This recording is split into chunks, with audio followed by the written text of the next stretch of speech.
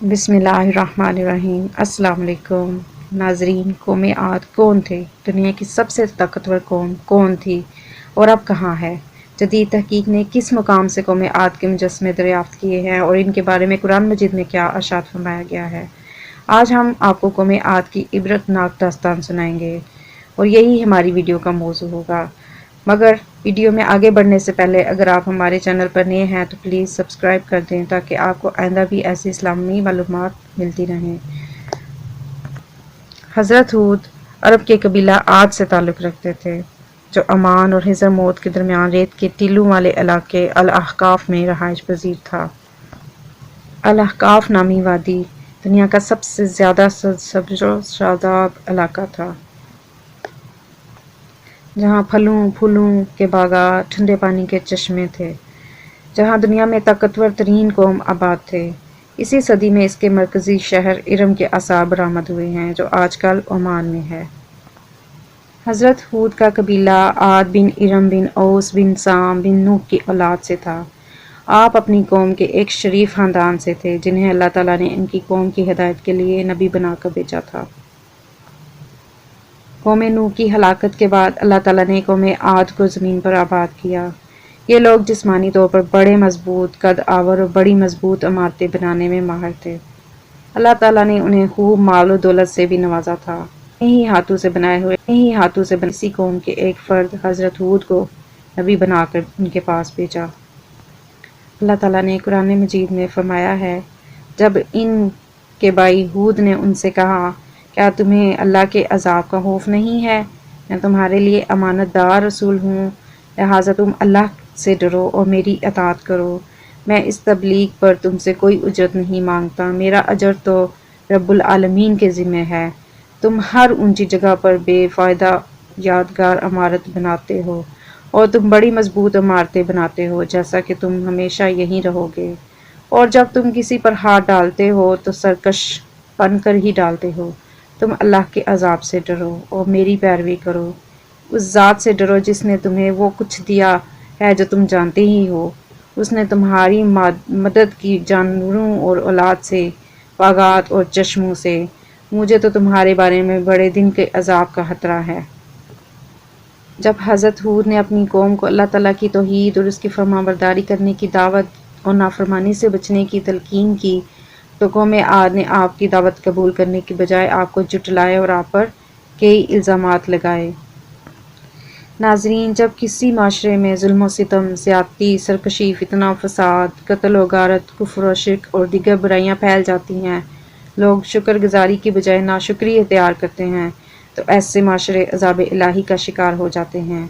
लेकिन अगर यही कौमें अपने गुनाहों से बाज आ जाएं और अल्लाह ताला के हुज़ूर गिड़गिड़ा कर तौबा इस्तग़फ़ार करें और अल्लाह ताला के शुक्रगुजार बंदे बन जाएं, तो ना सिर्फ अल्लाह ताला उनको दी हुई नेमतों में इजाफ़ा करते हैं बल्कि इन्हें लंबे अरसे तक मज़ीद नेमतों से फ़ायदा उठाने का मौका देते हैं।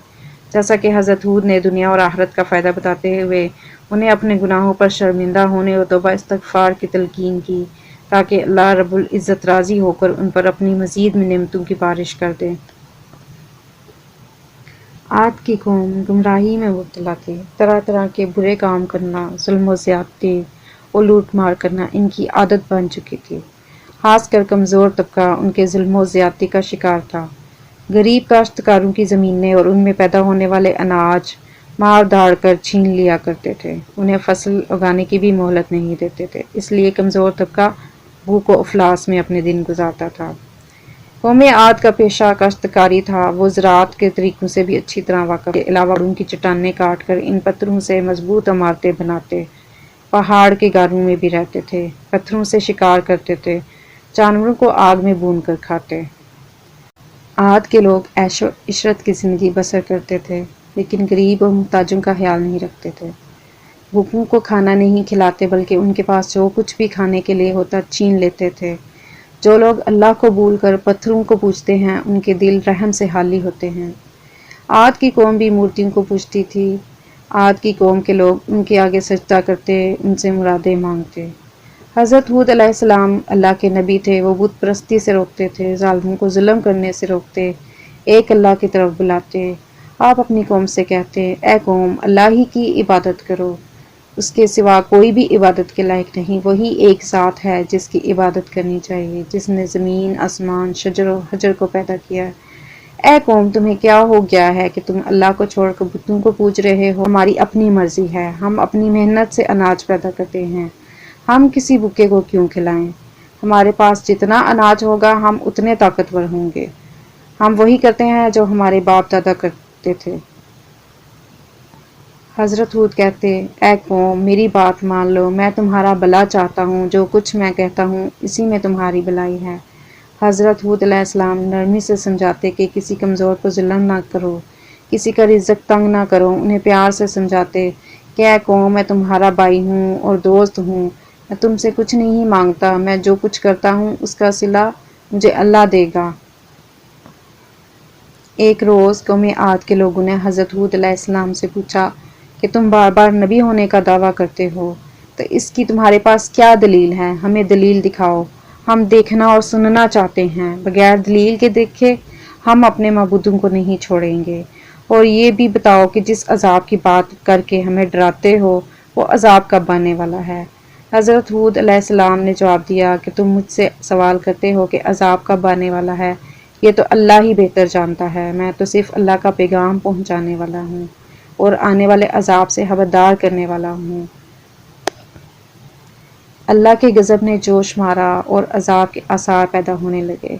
بارش نہیں ہوئی، پانی کی بے حد قلت پڑ گئی، خشکی سے زمین چٹکنے لگی، کنویں سوکھنے لگے، کھیتوں میں آبپاشی کے لیے بھی پانی نہیں تھا، درخت پودوں کی ہریالی ماند پڑنے لگی، پھول مرجھانے لگے۔ قوم عاد پانی کے لیے ترس رہی تھی، پانی کا ایک قطرہ بھی میسر نہیں تھا۔ حضرت ہود علیہ السلام نے اپنی قوم سے کہا، اے میری قوم، اپنے رب سے گناہ بخشواؤ اور پھر رجوع کرو تاکہ اللہ بارش برسائے۔ نافرمان لوگوں نے کہا کہ ہم اپنے گناہ نہیں بخشوائیں گے اور تمہیں رسول بھی نہیں مانیں گے۔ لوگ بارش کے لیے ہر وقت آسمان کی طرف دیکھتے رہتے، شاید کہیں سے بادل آ جائے اور بارش برسائے۔ ایک روز ایسا ہی ہوا، بادل کا ایک ٹکڑا نظر آ گیا، لوگ دیکھ کر خوش ہونے لگے کہ اب بارش ہوگی۔ حضرت ہود علیہ السلام نے فرمایا، جو تم دیکھ رہے ہو یہ برسنے والا بادل نہیں ہے، یہ بادل نہیں بلکہ عذاب کی علامت ہے، جس عذاب کی میں خبر دیتا تھا اس کا وقت آ پہنچا ہے، جو کچھ مجھے کہنا تھا وہ کہہ چکا۔ حضرت ہود علیہ السلام سے اللہ تعالیٰ نے فرمایا کہ جو لوگ ایمان لائے ہیں ان کو اپنے ساتھ لے کر کسی محفوظ مقام کی طرف چلے جاؤ۔ چنانچہ حضرت ہود علیہ السلام ایمان والوں کو لے کر نکل گئے۔ شہر میں اب کوئی ایماندار نہیں رہا۔ لوگوں نے دیکھا کہ آسمان پر بادل کے ٹکڑے تیر رہے ہیں، ہوائیں چلنی شروع ہوئیں۔ ہوا میں اتنی تیزی تھی کہ پہلے نہ کسی کان نے سنا نہ کسی نے دیکھا تھا۔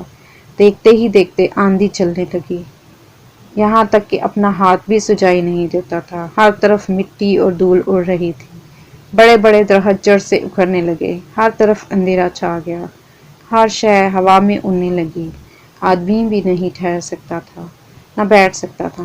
ہوا کے زور سے بڑی بڑی مضبوط عمارتیں بھی گر گئیں، ہر طرف چیخو پکار کی آوازیں ہواؤں کے شور میں دب کر رہ گئیں۔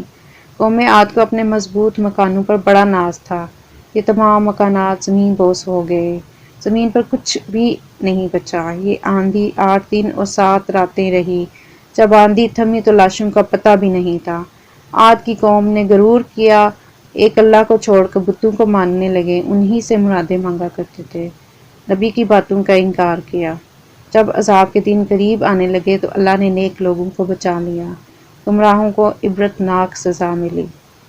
عاد کی قوم کا ذکر صرف کتابوں میں پایا جاتا ہے، تباہ شدہ شہر کے کھنڈرات آج بھی درس عبرت دینے کے لیے زمین پر دیکھے جا سکتے ہیں۔